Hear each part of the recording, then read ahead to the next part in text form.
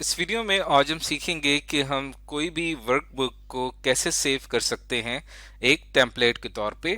और उसके बाद हम सीखेंगे कि रिबन्स को शो और हाइड कैसे किया जाता है। सबसे पहले हम बात करते हैं टेम्पलेट की। टेम्पलेट माइक्रोसॉफ्ट एक्सेल में एक ऐसा प्रीसेट लेआउट होता है, यानी इसके अंदर हमारे पास किसी भी एक वर्कबुक के अंदर कुछ ऐसी वर्कशीट्स होती हैं, लेबल्स होते हैं, फार्मूलाज होते हैं, फॉर्मेटिंग एंड स्टाइल्स होते हैं जो कि हमने किसी खास मकसद के लिए इस्तेमाल करने होते हैं।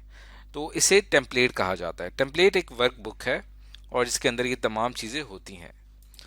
और टेम्पलेट का फ़ायदा ये है कि अगर आपने कोई भी एक न्यू वर्कबुक बनानी है, फॉर एग्जांपल आप किसी स्कूल के लिए एक रिकॉर्ड बना रहे हैं, या किसी कॉलेज के लिए एक रिकॉर्ड बना रहे हैं, या किसी बिजनेस के लिए एक रिकॉर्ड बना रहे हैं, या आप कोई बजट बनाना चाह रहे हैं, तो बजाय इसके कि आप उस बजट को बिल्कुल स्टार्ट से शुरू करें, आप क्या करेंगे, आप एक टेम्पलेट का इस्तेमाल करेंगे। जो टेम्पलेट क्या होगा, वो आपकी एक न्यू वर्कबुक का एक बेस आपको प्रोवाइड करेगा, जिसके अंदर एक खास formatting, styles, formulas, worksheets, labels ये आपको सैंपल के तौर पे मिल जाएंगे। आपने सिंपल क्या करना होगा, उसमें वैल्यूज एंटर करके आप अपना काम कर लेंगे, आपको ज़्यादा मेहनत नहीं करनी पड़ेगी। फॉर एग्जाम्पल जैसे हम यहाँ पे माइक्रोसॉफ्ट एक्सेल ओपन करते हैं, तो मैं न्यू के ऊपर क्लिक करता हूँ, और न्यू पे क्लिक करने के बाद आपके पास एक तो ऑप्शन होता है ब्लैंक वर्कबुक का, जो कि हम इससे पहले पढ़ चुके हैं।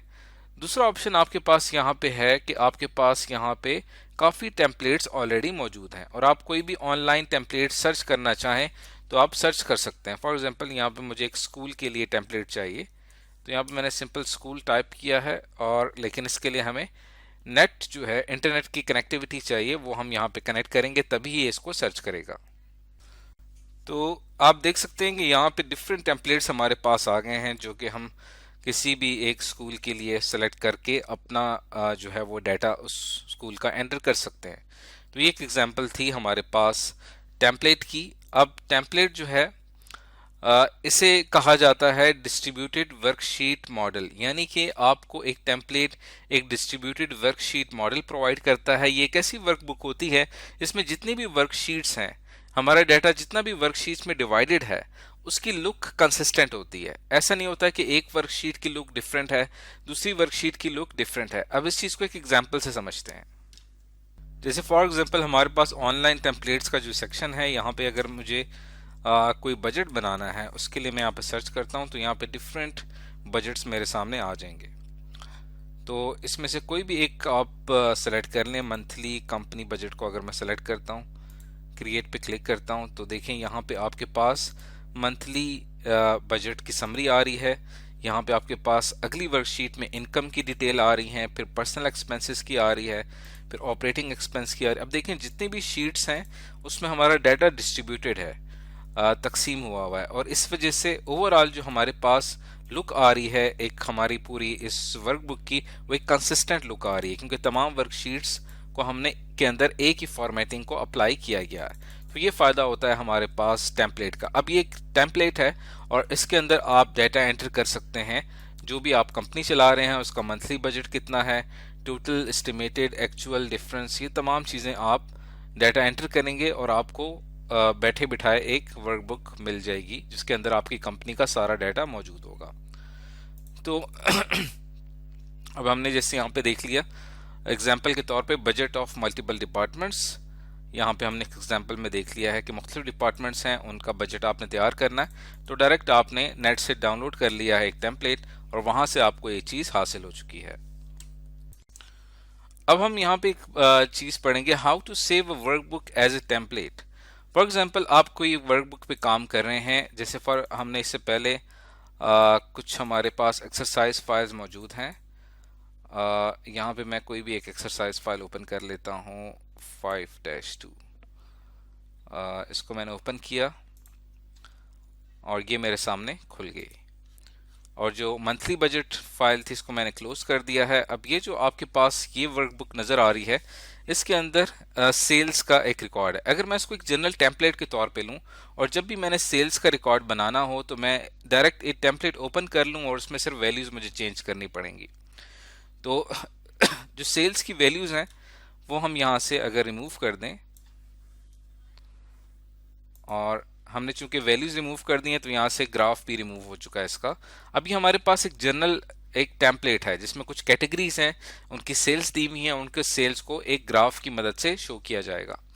अब इस जनरल टेम्पलेट को मैं सेव करना चाहता हूँ एक टेम्पलेट के तौर पे। उसके लिए आप फाइल पे क्लिक करेंगे, सेव एज पे जाएंगे, ब्राउज पे जाएंगे और आप इसको कहाँ पे सेव करना चाहते हैं वो जगह आपने डिसाइड करनी है। फॉर एग्जांपल मैं इसे डॉक्यूमेंट्स में सेव करना चाहता हूँ और डॉक्यूमेंट्स में जब आप जाते हैं तो यहाँ पे ऑलरेडी एक फोल्डर बना होता है कस्टम ऑफिस टेम्पलेट्स, यानी ये वो टेम्पलेट्स हैं जो कि आपने बनाए हैं। और यहाँ पे आप इसको जो इसकी सेव एज टाइप है यहाँ पे आप इसको चेंज करेंगे और यहाँ पे तलाश करेंगे कि एक्सेल टेम्पलेट कहाँ पे लिखा हुआ है। तो ये हमारे पास एक्सेल टेम्पलेट है जिसकी एक्सटेंशन बनती है .xltx। इसको मैं सेलेक्ट करूंगा और ये मेरे पास यहाँ पे फाइल एक टेम्पलेट के तौर पे सेव होगी। और यहाँ पे आप इसका नाम रखना चाहें तो रख सकते हैं सेल्स रिकॉर्ड। अब सेल्स रिकॉर्ड का एक टेम्पलेट है और इसको आप यहाँ पे सेव कर देते हैं। इसको सेव करने के बाद मैं इसको क्लोज कर देता हूँ। अब फॉर एग्जांपल आपने क्या करना है कि आप एक वर्कबुक के ऊपर काम कर रहे हैं और आपको एक टेम्पलेट चाहिए जो कि आपने खुद बनाया है। मैं ऑनलाइन टेम्पलेट की बात नहीं कर रहा, जो कि आपने खुद बनाया है। उसको करने के लिए आपने क्या करना है, न्यू पे क्लिक करना है। न्यू पे क्लिक करने के बाद आपको यहाँ पे डिफरेंट टेम्पलेट्स नज़र आ रहे हैं, ज़्यादातर ऑनलाइन नज़र आएंगे आपको यहाँ पे। लेकिन यहाँ पे ऑफिस के साथ एक ऑप्शन आपको नज़र आ रहा है पर्सनल का, इसके ऊपर मैं क्लिक करूँगा तो पर्सनल के अंदर वो टेम्पलेट्स आएंगे जो कि आपने बनाए हैं। जैसे कि हमने यहाँ पे एक टेम्पलेट बनाया सेल्स रिकॉर्ड के नाम से, इसके ऊपर मैं क्लिक करूँगा तो ऑटोमेटिकली वो टेम्पलेट जो कि हमने बनाया था सेल्स रिकॉर्ड का वो अब आपके सामने ओपन हो चुका है। अब आप यहाँ पे अपनी वैल्यूज एंटर करते चले जाएंगे और साथ साथ उसका ग्राफ बनता चला जाएगा। तो इस तरीके से किसी भी एक फाइल को टेम्पलेट के तौर पे सेव किया जा सकता है। और ये सारा तरीका हमने डिस्कस किया है कि वर्कबुक को आपने कैसे सेटअप करना है और उसको किस फॉर्मेट में आपने सेव करना है।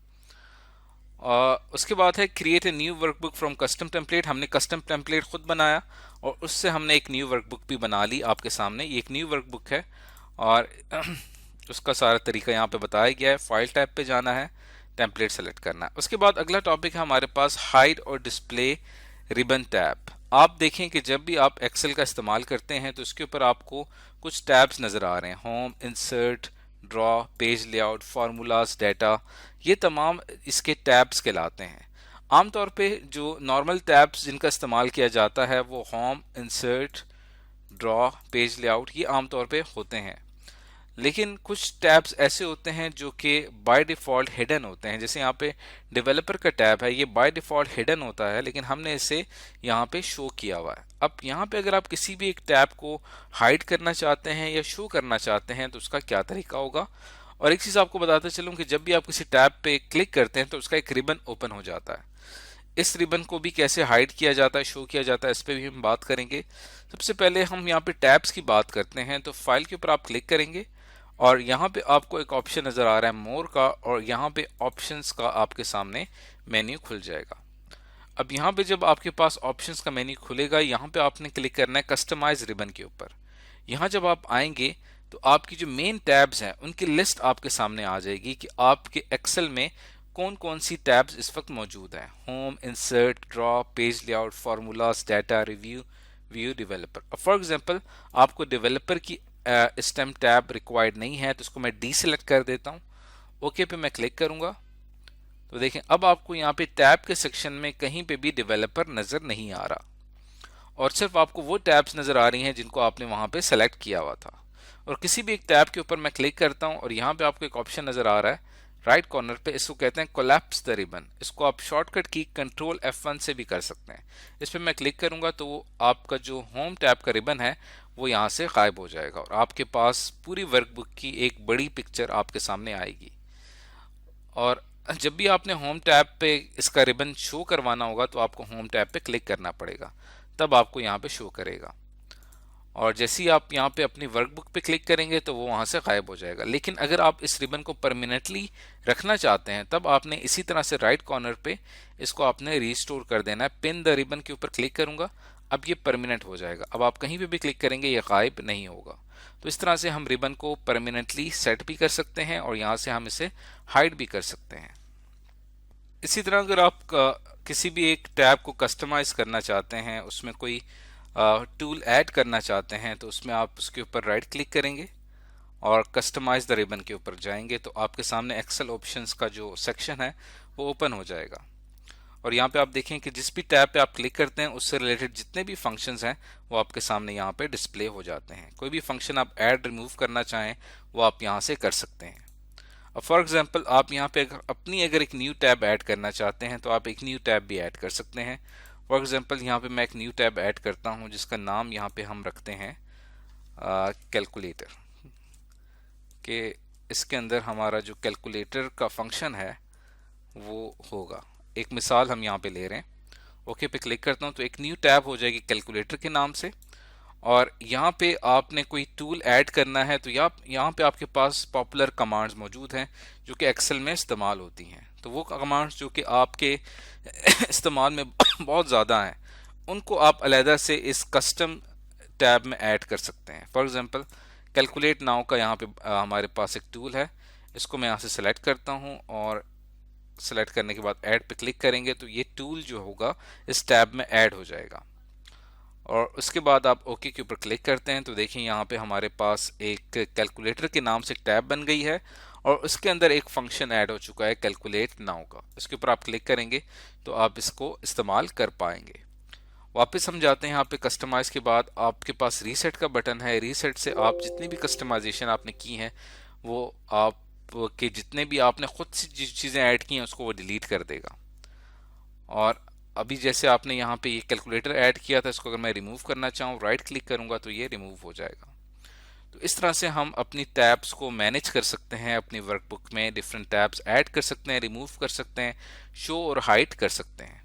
तो आज की इस वीडियो में हमने सीखा कि हम माइक्रोसॉफ्ट एक्सेल में रिबन्स को कैसे हाइड और डिस्प्ले करते हैं और किसी भी एक वर्कबुक को एक टेम्पलेट के तौर पे कैसे सेव किया जा सकता है और उसका कैसे इस्तेमाल किया जा सकता है।